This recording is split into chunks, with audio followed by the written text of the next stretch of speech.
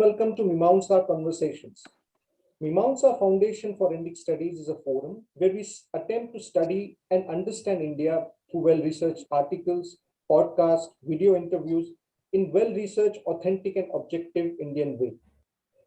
In this new endeavor, we bring you a new forum which is Mimamsa Conversations. Mimamsa Conversation is a forum where we try to dive deep into one's very specific issues, understand various facets of it, understand various aspects of it, declutter some of the issues that are layered on those, and try to make sense of what that issue really is. And in this inaugural Mimamsa Conversations, we have a very critical and often called as a very controversial topic, which is Manav Dharma Shastra, or what is commonly understood as Manusmriti. Now, Manusmriti, interestingly, has invited a variety of opinions. On one hand, it invites veneration, it invites a lot of adulation from the people who profess it. And on the other hand, it has been source of wide-ranging criticism, often hatred, for institutionalizing and hierarchical society based on caste system. That had led to Manusmriti of Manav Dharma Shastra being completely cancelled in one part of academic discipline.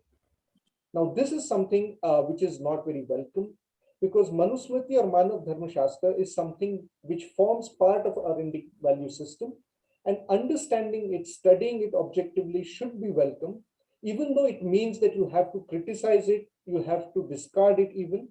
But even to do that, the first basic prerequisite is you have to understand what it is.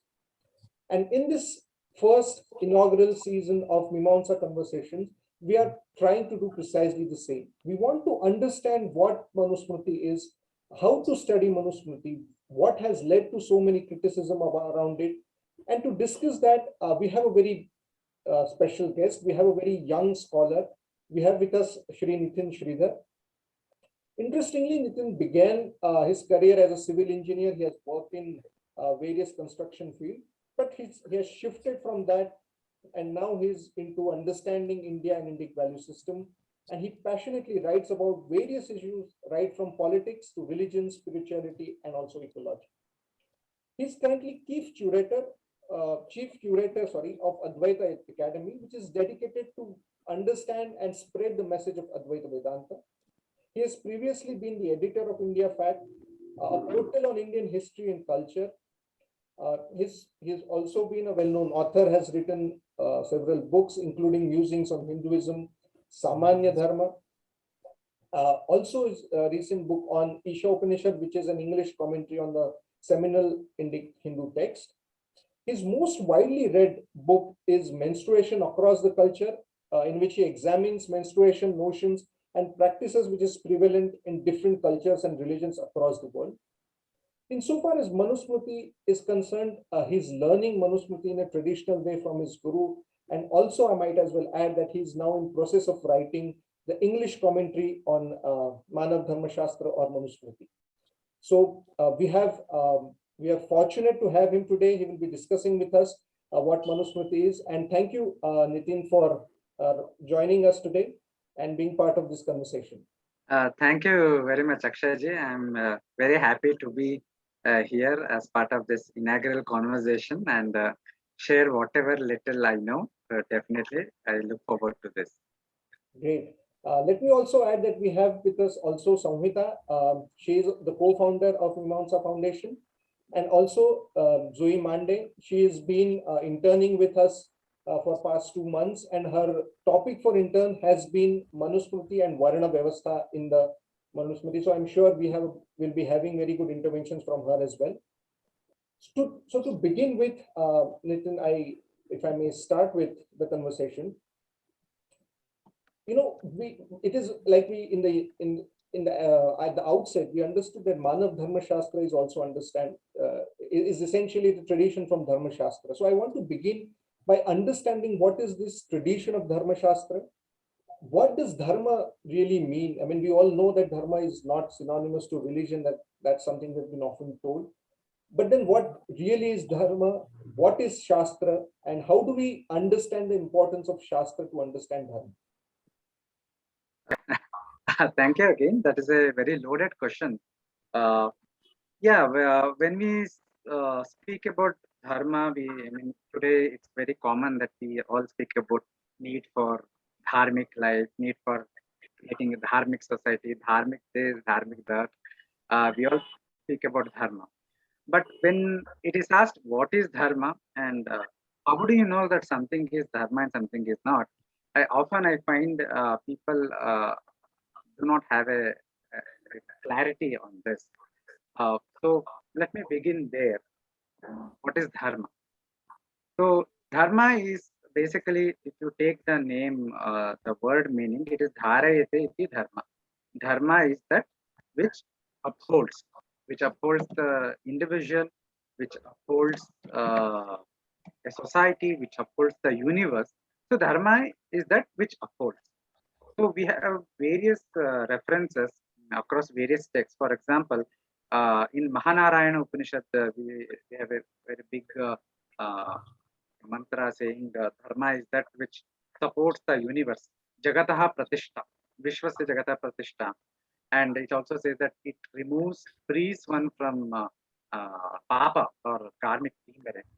So similarly, we have many definitions. One very useful definition is, of course, found in Vaisheshika Sutra, where dharma is defined as that which gives us abhyudaya nishreyasa. Abhyudaya nishreyasa. So abhyudaya nishreyasa refers to overall progress, overall well-being of a person. It is well-being in this world, well-being in the next world, and final attainment of moksha. So everything is covered. Abhyudaya nishreyasa. So dharma refers to all those actions which gives abhyudaya nishreyasa. Uh, now, the second term was that about Shastra. What is a Shastra? Shastra basically means uh, something which is an order or a command or a precept or a rule, uh, a teaching, an instruction, direction, an instrument of teaching, a manual, a compendium, a book, a treatise. So many things you can say. Shastra is often defined as Shastram iti Shasanopayanam. A Shastra is an instrument to create Shasana or order or give the principles or in a particular area of human concern. So every Shastra has a particular purpose or prayojana. I mean, we call this as Anubandha Chatushtaya. Every Shastra, every field of knowledge in Hindu system, we have 14 or 18 Vidyasthanas and 64 Kalas. In all of them, every text, take Natya Shastra or Vedanta Shastra or Dharma Shastra. Every Shastra has Anubandha Chatushtaya, wherein it speaks about Vishaya or the subject under study, object of that text, what is the subject that is enunciated there. Then there is adhikara, for whom it is enunciated, who is competent to study. And there is, of course, the prayojana aspect, which is sambandha is the connection, mutual interconnection between all these things. And then there's prayojana, which is fruit or the usefulness or utility of study of that subject. So as far as Dharma Shastra is concerned, Dharma Shastra specifically refers to Smritis, Manu and other Smritis, but generally it refers to any treatise that teaches us what is Dharma, what is Adharma, that gives this knowledge. What is Dharma means what leads to Sukha. Dharma is those actions which leads to Abhyudaya Nishreyasa. Adharma is opposite. So that is what Dharma Shastra is. Now, the second question comes is, what is it? How do we know that something is Dharma? Obviously, the actions do not come and say that, look, I am good action, I am bad action. I mean, even if, for example, even a criminal justifies his action at the end of the day, right? So we all can justify all our actions giving 100 reasons. So everything, we cannot simply say that this is dharma and adharma on our own. So there must be some basis for determining what is dharma and adharma. So that basis is Shastra. As Bhagavan Shri Krishna says in Bhagavad Gita, one should decide what actions to be done and what should not be done based on Shastra. What are these Shastras? So the Mimamsa Sutra says, dharma is that which has been enjoined in the Veda, in the Shruti. And to this is then added other, the Veda is the ultimate source, the primary source, the most important independent source, which tells us, gives us this knowledge, what is dharma and what is adharma. This knowledge cannot be got by any other source, such as pratyaksha pramana, which is what is called as direct perception. That is, we can see the world, we can see everything, but you cannot know what is dharma and adharma by such perception. You cannot know it through anumana or inference, also logical inference. You cannot know it through other means such as comparison, etc. So Shastra is the only Pramana and the Veda is the ultimate Shastra because it is the Apaurishaya ultimate source of knowledge about Dharma. Now, based on the Veda, there are other sources. The prominent among them is Smritis. Manu, Yajnavalkya, and Parashara, and there are so many other Smritis. So these are the compositions of rishis, ancient rishis, our ancestors, who, based on their study of Veda, based on their direct knowledge of about this dharma and adharma through their yogic insight, so they have compiled these smritis based on Veda. And in these smritis are then the source of dharma, knowing dharma. And then comes Itihasa Puranas, and which tell about how great ancestors like Rama, Krishna, Yudhishthira lived their lives. It also tells us about how the opposites, those rooted in adharma like Duryodhana, Ravana lived their lives. So they also act as a source for knowing what should be done, what should not. And finally, our own acharyas and gurus, we can learn from them. And lastly, our own self-conscious, Atma Tushti. So it happens often that, see, life is more complicated. The texts speak about some ideal conditions, they give about some general precepts. But when we have to implement in our life, it is more complicated. So then we have to make a choice. Ultimately, whatever choice we make, the result is again enjoined by us. The result may be good or bad, happiness or suffering. It is we who ultimately enjoy that fruit, good or bad. So we have this free will to make the choice. So we have to make a correct choice. So it is not that our choice becomes dharma by default. We cannot decide on ourselves, but we have to keep all these other sources from Vedas, Smritis, and Puranas as a backbone, as a basis, and based on our understanding, based on that knowledge, then we can decide what is dharma and what is. So I think the second part of the question was the Dharma Shastra tradition, right? So basically, when we speak of Dharma Shastra tradition, the first source is Veda, as I already said.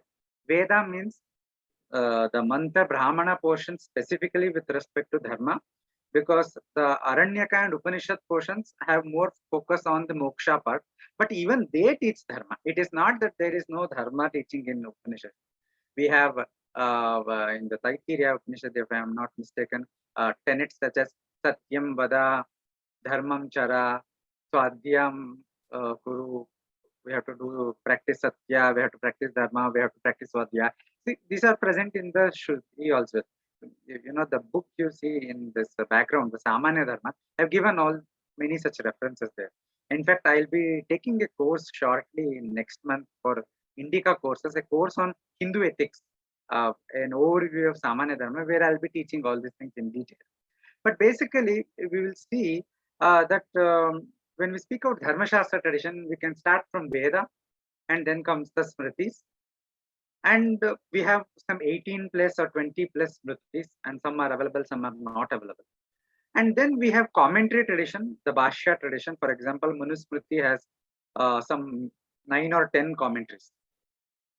Most important, most oldest one is commentary by Baruchi. Till recently, only commentary for last 6 chapters were available. But just I think last year, the manuscript have been discovered and complete commentary for all the texts. They have been published by Mysore itself, Oriental Library in Mysore. And the most celebrated commentary is included that of Vedatiti, Kullukbhatta, there is Govinda Raja, so many other commentators are there just for Manusmriti. There are other Smritis such as Yajnavalkya Smriti, it has been commented upon by Vijnaneshwara and there are others as well. I just there is a Mitakshara, I think that is by Vijnaneshwara. There's one commentary by Apararka, and there is one by Vishwarupa. Parashar Smriti has a celebrated commentary by Swami Vidyaranya of Vijayanagara Empire fame. So, so there are so many commentaries. That is one, and there are independent texts. There is a text something called as medieval digest. Texts like Dharma Sindhu, Nirnaya Sindhu, um, Smriti Muktaphala, and Hemadri's works, Chaturvarga Chintamani. So these are all digests. What the digest authors do is they study the entire length and breadth of the uh, Dharma Shastra, the Smritis and Puranas and everywhere. And topic wise, they collect all the information from various sources in one place. And then if there are some apparent conflict or different prescriptions, they reconcile. So another example for this format is also Mitra Mishra's Veera Mitrodaya.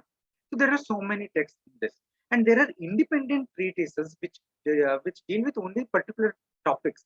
For example, there is Trambaka Javan's Stri Dharma Paddhati, written some 2 centuries ago, which only speaks about Stri Dharma. So there are so many texts like that. There is no end. It's a sea. But I don't know about any new text that has been written in the last 150 years. I am not aware of. If there might have been, I don't know. Because you know how the education system was dismantled by the British colonial intervention. But be that as it may, so this is the kind of reception of Dharma Shastra tradition as a whole. And so among them, the Manusmriti as a, while it is wrong to portray Manusmriti as be all and end all of whole Dharma Shastra tradition, that is often done. But we like it or not, in the recent times at least, Manu has become the uh, personification of whole Smriti tradition for the detractors as well as the supporters. And throughout history, Manu has always enjoyed the highest position or highest respect and reverence, including, interestingly, even the Vedas, the Shruti themselves, say what Manu says is like a medicine. It is useful. It is helpful. It is like a medicine which should be taken. And Mahabharata has so many things. It has so many parallels with what Manusmriti says. So not just Mahabharata, all other texts, they not only specifically speak about Manu, but lot of content on Dharma Shastra in general are based on this the Manu Dharma Shastra. And if we speak about the overview of how Dharma is presented in the Dharma Shastra, largely speaking, Dharma is divided into, in many ways, Dharma can be divided. One is Samanya Dharma and Vishesha Dharma. Samanya Dharma refers to common universal ethical duties that are equal, that are universally applicable to everybody, irrespective of their place, location, religion, gender, whatever it is, like Ahimsa, Satya, Asteya, these are all applicable to everyone. Then there is something called as Vishesha Dharma, special duties, which are basically tailor-made duties that are applicable to different people based on their temperaments, their station in life, and their place, location, and so many other things. So under this comes Varnashrama Dharma, Apat Dharma, Deshakala, Yuga Dharma, Purusha Dharma, Sthiti Dharma. Overarchingly, all of them are used sometimes generally under the name of Varnashrama Dharma. Dharma Shastra usually has 3 focus areas. One is Achara, the second is Vyavahara, the third is Prashchita. Achara means practice, individual practice. The Prashchita means the expiation practice. If you do adharma, you do Prashchita to remove the taint of that adharma.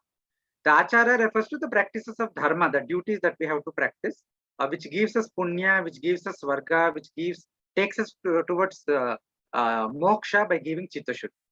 Then there is Vyavahara, which is about legal jurisprudence.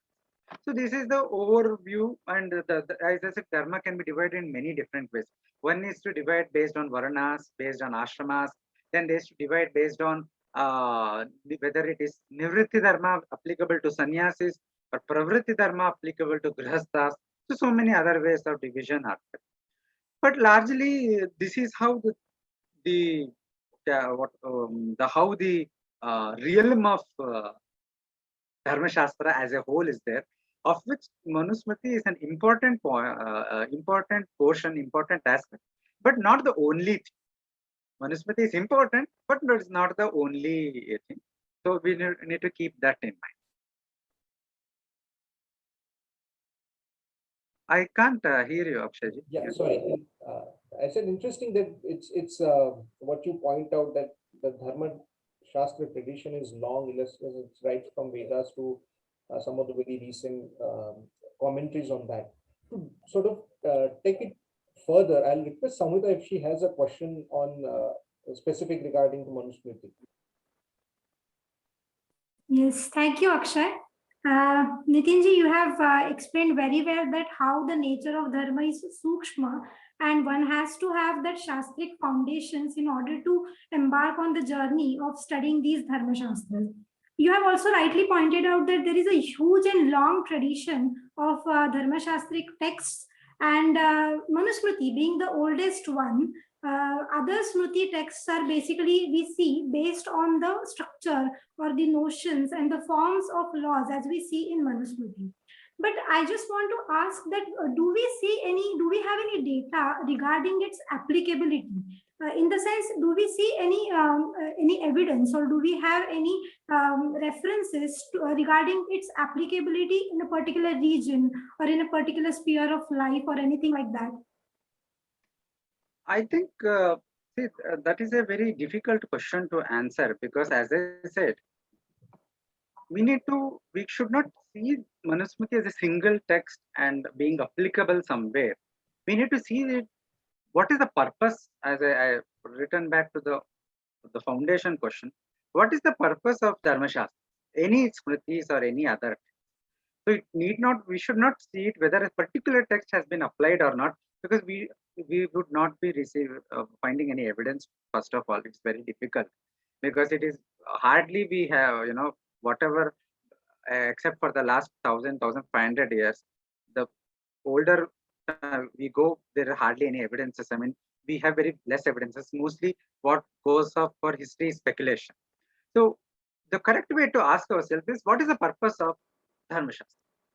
Its purpose is, first of all, when we speak of this applicability, I mean, when people have this, I think you mean by this, if I'm wrong, please correct me, that whether we see it being applied in the sense of some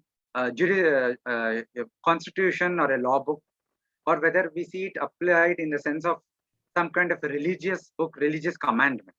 I think this is a fundamental misconception that is present about the role and function of Dharma Shastra. On one hand, we call it, I mean, especially all the translations and the Western works, the colonial works, all of them call it Manu's Code of Law book. They call it as a law book. Manu is not a law book. No Smriti is a law book. That is most important. Why? Because first of all, the scope of Dharma Shastra is very, very vast compared to the scope of law. As I said, the majority portion of Dharma Shastra, as I said, there are three focus areas. One is Achara, the second is Prashtita, third is Vyavahara. Now, only Vyavahara has relevance regarding legal jurisprudence. Achara and Prashtita, which forms the bulk of Dharma Shastra, they do not. They have nothing to do with law. If you take Manusmriti, for example, the first chapter is about cosmology. It has nothing to do with law. From chapter 2 to chapter 6 or 7, we have this enunciation of all the four, the duties of four ashramas, the duties of brahmanas and all, kshatriyas and all. There also there is no vyavahara. Only under the duty of the king, the Rajadharma, there are one or two chapters on vyavahara. And then last we have one chapter on Prashchitta, there is one chapter on Karma Yoga. So out of all the chapters on Manusmriti, we have just one or two chapters which are actually on Vyavahara. So this being the case, we cannot say that Manusmriti is out of 12 chapters, only one or two chapters are on Vyavahara. So this being the case, you cannot actually say that any text of Smriti is a law book. So that is not possible. And similarly, it is not a religious authority in the sense of, in a biblical sense, wherein there is a commandment in the form of some commandments, and that you have to be uh, hegemonically imposed upon society. That is not there here also. There is a duty upon the Kshatriya king to ensure that Varnashrama Dharma is practiced in the society. That's it. But how it is practiced, how it is implemented, that is all left to the king. What is the function of the Shastra? It is to reveal. It is a Pramana Shastra. So as a Pramana Shastra, its work is to simply say, look, boss, if you do this action, you get this result. If you don't study in exam, you will fail in the exam. If you cheat in the exam, get caught, then you will be debarred from the exam. If you study well in the exam, you will pass in the exam. Based on, if you study very well, you will get distinction. Based on if you study only okay, then you get passing marks. And if you cheat and if you don't get caught, then you may get good marks, but you will get papam or karmic demerit, and you will suffer in future. This is what Shastra says. Now, whether I do the cheating, whether I am honest, it is my responsibility, my burden, because ultimately I will be the facing the result of karma. So our Shastras are binding in only one sense, in the sense that karma and karma phala are joined together. If you do karma, you have to face the result no matter what. Otherwise, our Shastra is not binding in any other sense. Our Shastra do not have the power to cause an action. They do not cause an action, and this is a very important point. I'm stressing this a lot in my upcoming book commentary also. The Shastra, and this is not something I am making up. We have the Mimamsa tradition has already spoken on this. We have the commentators like Medatithi who has written on this. Even someone like Adi Shankaracharya writing on this in his works, in his bhashyas also, that the work of the Shastra is to shed light. So it cannot cause an action, good or bad or whatever it is, it cannot lead to some kind of action.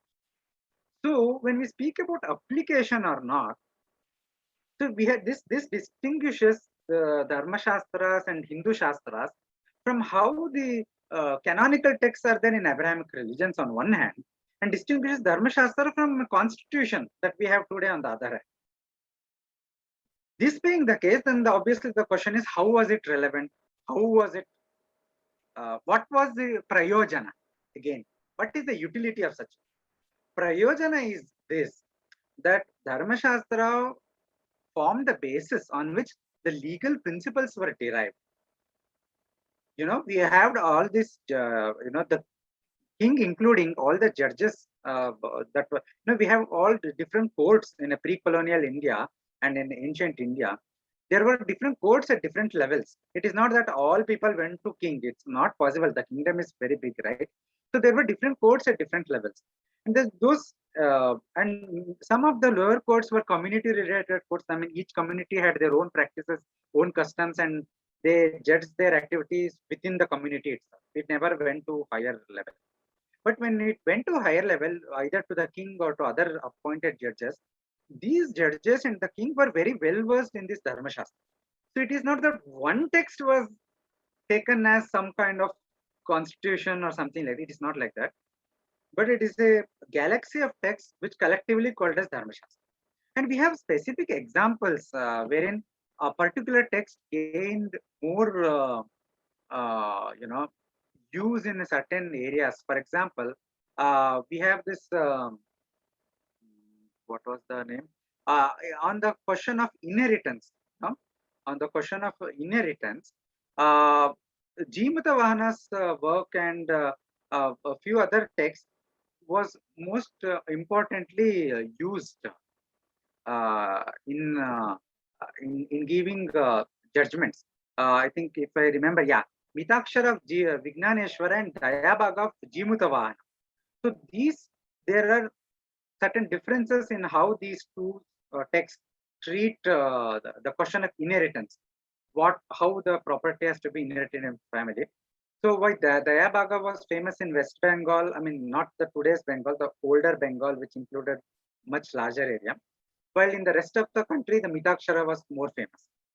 Now you may say that this Mitakshara and Jivanamata Mahana is a maybe 1,000-year-old text, perhaps. So Manusmriti is not needed. It is not like that, because even they refer to Manusmriti. They quote Manusmriti. They quote, it's a commentary. Mitakshara is a commentary on Yajnavalkya Smriti, but as a commentary also they refer to Manusmriti and many other Smritis also. So this is how it works. And so on one hand, the judges and they were all well versed with these Dharma Shastras.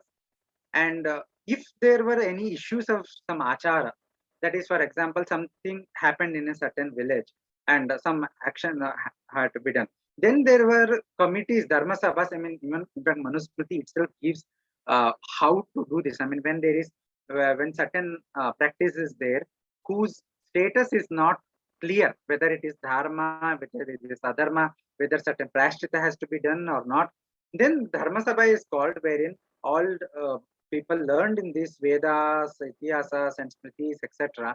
They gather and they analyze the issue and they give a judgment. So there are a lot of examples of like.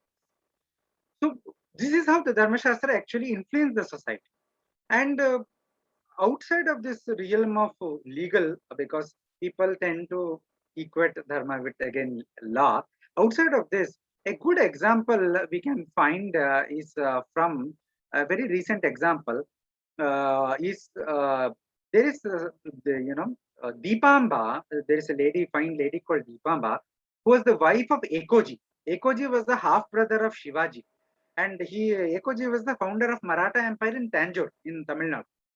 So this Deepamba was the chief wife or important among the prominent wife of Ekoji, and she commissioned one Pandita called Raghunatha Pandita to compose a text called text on Sri Dharma. And in the I forgot the name of the text, but in the introduction of the text, it is specifically mentioned that the noble lady Deepamba commissioned the work of this text written by the Raghunath Pandita, so that to help as a guide for duties and spiritual practices for the women of the Maratha court and their kingdom, who have been strayed away by from Hindu Dharma under the Islamic influence. See how the text was practically used. It was not hegemonically imposed. It was not imposed by some dictum. It is not that some old text was imposed, but a scholar was commissioned to write a particular work on a particular subject, and that work was taken as a reference, as a guide, guidance for the women of the court and the larger kingdom to make certain changes in their practices, such that they practice the achara of Sanatana. So this is I think this is perhaps a very good example of how Dharma Shastra were relevant and can be relevant or are relevant even. So I think this answers the questions to some extent.